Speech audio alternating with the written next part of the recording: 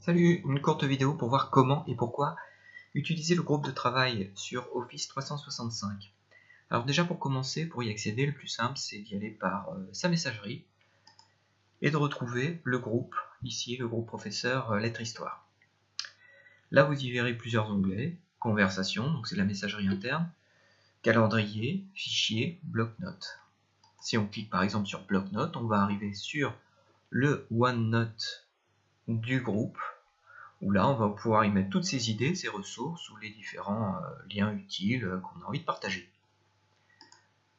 Ensuite, si je clique sur fichier, là je vais y trouver un certain nombre de fichiers qui sont, comme vous le voyez, pas du tout classés. Donc le plus simple, c'est de cliquer ici en haut à droite sur parcourir la bibliothèque. Là on va se retrouver sur SharePoint, où vous verrez donc un certain nombre de dossiers classés par niveau et par sous-matière.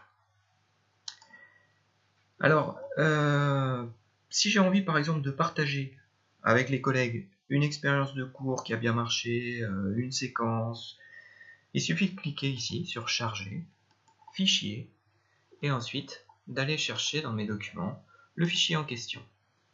De même, si j'ai trouvé un lien sur internet, une séquence en ligne qui est particulièrement intéressante, il suffit de cliquer sur nouveau, lien, et de copier l'adresse du site en question.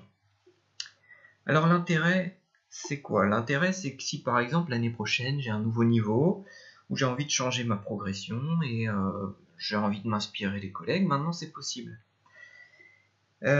Si on a envie de s'y mettre à plusieurs, de collaborer sur un nouveau cours, une séquence, eh bien c'est également possible. Il suffit donc de lancer un petit message. Salut, j'ai envie de travailler sur tel ou tel niveau, j'ai envie de faire une séquence en classe inversée, etc. Est-ce que ça intéresse quelqu'un? Et là, on va pouvoir ensuite créer des documents à plusieurs. Donc l'intérêt de ce groupe de travail, c'est évidemment le côté collaboratif. Une dernière chose, si vous souhaitez rester informé de tout ce qui se passe sur le site, eh bien il suffit de cliquer ici sur m'avertir, et là vous allez créer une alerte en fonction de vos envies, une alerte qui sera relayée ensuite sur votre boîte mail. Voilà, à vous de jouer.